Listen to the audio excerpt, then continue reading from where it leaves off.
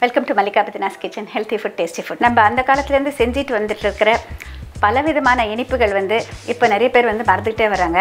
ஆனா இப்போ இந்த YouTube மூலமாக நிறைய பேர் வந்து பழைய கால உணவுகளை எல்லாம் செஞ்சு காமிக்க ஆரம்பிச்சிட்டாங்க. அந்த வகையில் நான் இன்னைக்கு உங்களுக்கு செஞ்சு காமிக்கிறது வந்து கார்த்திகை தீபத்துக்கு செய்கிற ஒரு பொரி உருண்டைங்க. இது வந்து அவல் பொரியில செய்வாங்க.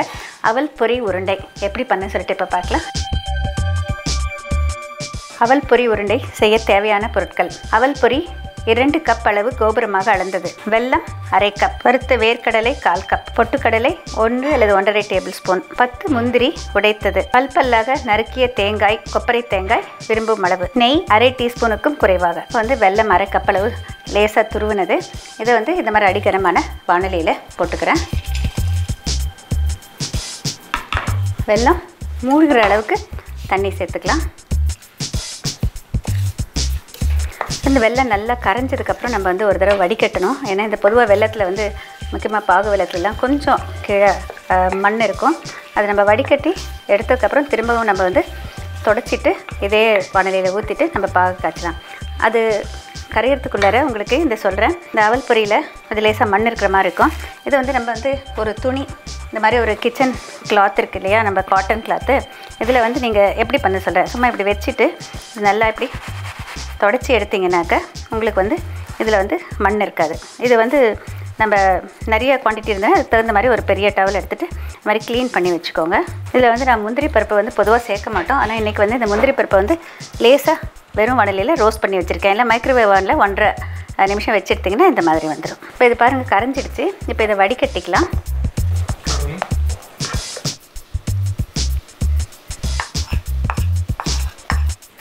இது வடிகட்டினா பார்த்திங்கன்னா கொஞ்சம் லேசாக இந்த மாதிரி அழுக்கு மாதிரி நிற்கும். அதை வந்து எடுத்துடலாம். இப்போ எடுத்துகிட்டு இப்போ வந்து இதே மாதிரி இது இன்னொரு கடாய் தான், அந்த கடாயில் போட்டாலும் பரவாயில்ல, அது வாஷ் பண்ணி போடணும். இல்லைன்னா இந்த மாதிரி இன்னொரு கடாயில் மாற்றிக்கோங்க. இதுவும் கல்கத்தா கடாய் தான், அடிகனமான வானொலி தான். இந்த பாகு வரத்துக்குள்ளே நம்ம வந்து இது எல்லாத்தையும் ஒன்றா சேர்த்துலாங்க. இது வந்து கொஞ்சம் வறுத்த முந்திரி பருப்பு, வறுத்த வேர்க்கடலை, பொட்டுக்கடலை, கொப்பரை தேங்காய் பல்பல்லாக கட் பண்ணது. கொப்பரையில் பார்த்திங்கன்னா இரும்பு சத்து மிக மிக அதிகம். இந்த ஒரு காம்பினேஷன் பார்த்திங்கன்னா நம்ம ஆன்சஸ்டர்ஸ் கொடுத்தது. அவல் பொரியில் வந்து ஃபைபர் மிக அதிகம், பி காம்ப்ளெக்ஸ் இருக்குது, ப்ரோட்டீன் இருக்குது, கார்போஹைட்ரேட் இருக்குது. இதில் நல்ல ப்ரோட்டீன், இதில் இரும்பு சத்து, இது எல்லாமே கலந்த கலவை பார்த்திங்கன்னா நம்மளுக்கு வந்து அவ்வளோ ஒரு ஹெல்த்தியான ஒரு டிஷ்ஷாக அமையும். இந்த ஸ்வீட்டும் பார்த்திங்கன்னா வந்து நம்மளுக்கு இரும்பு சத்துக்காக வந்து வெல்லம் கொடுத்துருக்காங்க. அதிகப்படியான நெய்யே கிடையாது, அதுவும் ஒரு பளபளப்பு வரத்துக்காக தான். பாருங்கள் இப்போ கரைஞ்சி இப்போ இந்த மாதிரி கொதிக்க ஆரம்பிக்குது. இதில் வந்து பாகு பதம் பார்த்திங்கன்னா உருட்டுற பதம் வேணும். தண்ணி குறைவாக ஊற்றினீங்கன்னா கொஞ்சம் சீக்கிரம் வந்துடும். அதனால் கொஞ்சம் கவனமாக பண்ணணும். இப்போ இதில் பாருங்கள், இப்போ எடுக்கிறப்ப இது என்ன பாகு பதம்னு சொல்லிட்டு சொல்கிறேன் பாருங்கள். இப்போ கையில் எடுத்தோன்னாக்கா முதல்ல பிசுப்பு வரும், அப்புறமா ஒரு கம்பி வரும், 2 கம்பி வரும். பாருங்கள் இப்போ நல்ல ஸ்ட்ராங் கம்பி வந்திருக்கு. இது ஒரு சொட்டு வந்து நம்ம தண்ணியில் விடணும். அதாவது 2 கம்பி 3 கம்பி வந்ததுக்கப்புறம் தண்ணியில் போட்டு ஒரு உருட்டினாக்க நம்மளுக்கு வந்து உருளணும். அந்த மாதிரி ஒரு பதத்துக்கு நம்ம இதை எடுக்கணும். இப்போ நம்ம இப்படி எடுக்கிறப்பே பார்த்திங்கன்னா அது அப்படியே ட்ராப்பாக வரும். அதுக்கு அடுத்த ஸ்டேஜில் நம்ம எடுத்து போட்டோம்னாக்கா அது நல்லா உருட்டை வரணும்.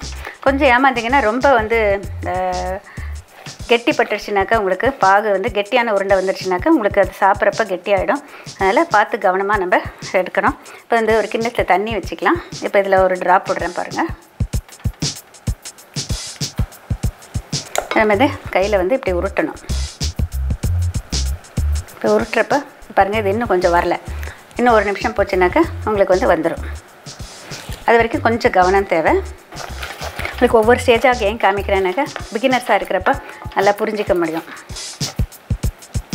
இப்போ இது வந்துடுச்சு, நல்ல வாசனை வருது, பார்க்கலாம். இப்போ பாருங்கள் இந்த மாதிரி எடுக்கிறப்ப நம்மளுக்கு நல்லா உருட்டை வரணும். இப்போ இந்த ஸ்டேஜில் இதை ஆஃப் பண்ணிவிட்டு நம்ம வந்து இதை போட்டுடலாம். இதுக்கு வந்து நம்மளுக்கு அளவுகள் ரொம்ப முக்கியம். உருட்டும் பதம் வந்து கொஞ்சம் கூட போயிடுச்சுனாக்கா கெட்டிப்பட்ட மாதிரி உருட்டி எடுத்திங்கனாக்கா இது வந்து ரொம்ப ஹார்டாகிடுங்க. நம்மளுக்கு வந்து கொஞ்சம் அது க்ரன்ச்சியாக இருக்கணும், அதுதான் ரொம்ப முக்கியம். இதை வந்து பொதுவாக பார்த்திங்கன்னா நான் கொடுத்துருக்க மெஷர்மெண்ட் அப்படியே பண்ணிங்கனாக்கா இதில் கரெக்டாக பிடிக்கும். ஆனால் ஒரு சிலருக்கு வந்து பிகினராக இருக்கிறப்ப தெரியலன்னா நீங்கள் ஒரு கிண்ணத்தில் இதெல்லாம் கலந்து எடுத்துக்கோங்க. தேவையான அளவுக்கு பாகை போட்டுட்டு பிடிச்சி எடுக்கலாம். இதில் வந்து நம்ம கொஞ்சமாக நெய் வந்து ஒரு பளபளப்புக்காக போட போகிறோம். ஜஸ்ட் ஒரு அரை டீஸ்பூன் போட்டால் போதுமானது. அது போடலனாலும் பரவாயில்லைங்க, ஆனால் கொஞ்சமாக போட்டிங்கன்னா கூடுதல் சுவையும் தரும். கொஞ்சமாக நெய் போட்டுக்கிறேன். அந்த சூட்லேயே போடணும். இதை ஆஃப் பண்ணியாச்சு. இதை வந்து 2 விதமாக சர்வ் பண்ணுவோம். ஒன்று என்னென்னாக்கா இதை அப்படியே ஒரு கிண்ணத்தில் எடுத்து வச்சுருவோம். ஒரு நெய் பூசிய ஒரு பாத்திரத்தில் கொஞ்சம் நேரம் கழித்து உடச்சிங்கன்னா அப்படியே வந்துடும். இல்லைன்னா இதை நம்ம வந்து மற்ற பொரி உருண்டை எல்லாம் பண்ணுற மாதிரி உருட்டி வைக்கலாம். இப்போ இதை வந்து கை பொறுக்கிற சூடு ரொம்ப நேரமும் நம்ம பொறுக்க முடியாதுங்க. அப்புறம் வந்து நம்மளால் உருட்ட முடியாது. அதனால் வந்து கொஞ்சமாக கையை ஈரம் பண்ணிக்கலாம். இல்லைன்னா கொஞ்சமாக நெய் பூசிக்கிட்டாலும் நம்மளுக்கு வரும். நெய் பூசிக்கலாம்.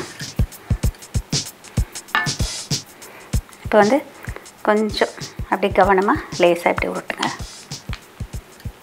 இப்போ இந்த மாதிரி வச்சிடலாம். ஒரு கிணத்துல தண்ணி வச்சுக்கணும். தண்ணி வச்சுட்டு கையை நனைச்சிட்டு இப்படி உருட்டணும். லேசாக உருட்டி வச்சா தான் நல்லாயிருக்கும்.